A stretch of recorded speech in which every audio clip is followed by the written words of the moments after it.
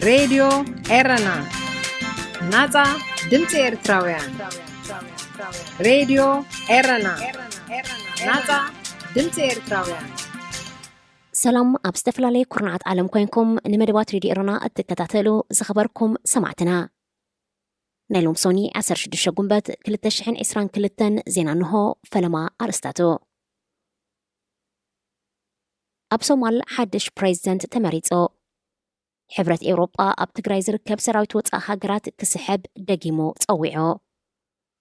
أب تركي شدوشة إرتراوين زركبوم إسران شوعتن حتى التعوبان 4 زي حقوان السقاقرتي دق أسبن ببوليس تتحيزهم Radio Erana Naza Dimtsi Ertrawian Radio Erana Naza Dimtsi Ertrawian ዕለታዊ ዜና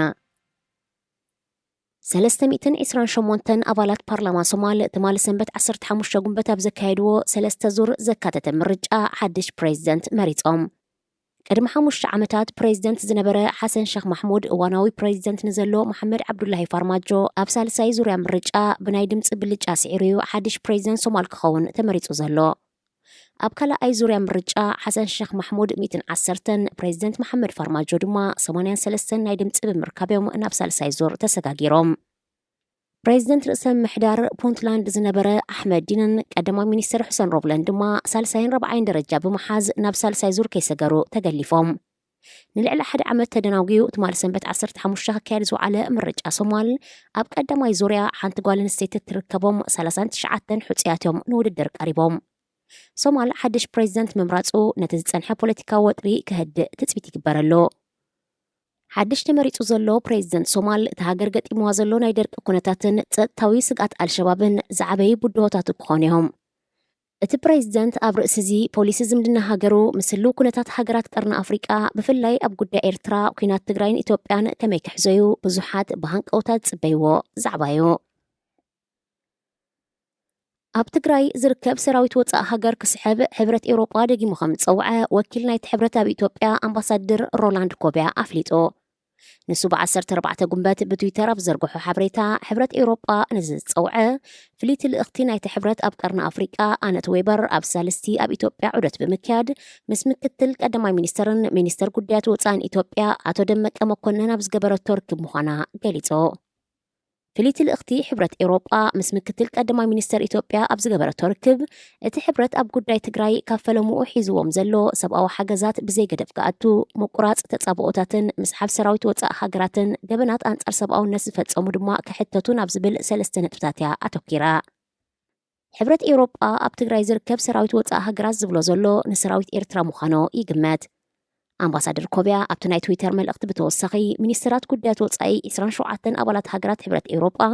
ኣብ ዝቐረባ ኣብ ጉዳይ ኢትዮጵያ ብሓፈሻ ኣብ ጉዳይ ትግራይ ድማ ብፍላይ ክዝትዩ ምዃኖም ኣሚቱ ፖሊስ ቱርኪ 6 ኤርትራውያን ዝርከብዎም 27 ሓተት ዕቑባን 4 ዘይሕጋውያን ኣሰጋገርትን ኣብ ቀይዲ ከም ዘእተወ መርበባት ዜናት ሃገር ሓቢረን እቶም ሓተት ዕቑባ ናብ ሓንቲ ካብተን ደሴታት ናይቲ ኣባል ሕብረት ኤውሮጳ ዝኾነት ግሪክ ንምእታው ዝተበገሱሉ እዋን እዮም ብሰንበት 15 ጉንበት ኣብ ደቡባዊ ምዕራብ ቱርኪ ዞባ ኢዝሚር ተታሒዞም ኣኽበርቲ ሕጊ ናይቲ ዞባ ብዝሃብዎ ሓበሬታ መሰረት እቶም 6 ኤርትራውያን ክኾኑ እንከለዉ 17 የመናውያን 4 ድማ ሰኔጋላውያን እዮም እቶም ኣኽበርቲ ሕጊ ብተወሳኺ መንነቶም ብዝርዝር ዘይገለጽዎም 4 ኣሰጋገርቲ ደቂ ሰብ ምስቶም ሓተት ዕቑባ ከም ዝሓዝዎም ኣፍሊጦም ነቶም ሓተት ዕቑባን ኣሰጋገርቲ ደቂ ሰብን ጽዒና ዝነበረት ሚኒባስ ብምክትታል ኣባላት ጸጥታ ኣብ ዝተታሕዘትሉ ኣብ ውሽጣ 2 ናይ ጎማ ጀላቡ 30 መንሳፈፊ ጃኬት 60 ሊትሮ ነዳድን ካልእ ባሕርን ምስጋር ዘድሊ ናውትን ከም ዝተረኽበ እቲ ጸብጻብ ብተወሳኺ ኣነጺሩ ቤት ፍርዲ ዞባ ኢዝሚር ነቶም ሓተት ዕቑባ ናብ ክፍሊ ኢሚግሬሽን ከሰጋግሮም እንከለዉ ነቶም ዘይሕጋውያን ኣሰጋገርቲ ምዃኖም ዝተጠርጠሩ ክሱሳት ድማ ጉዳዮም ተወሳኺ ምጽራይ ክሳብ ዝግበረሉ ኣብ ማእሰርቲ ክጸንሑ ወሲኑ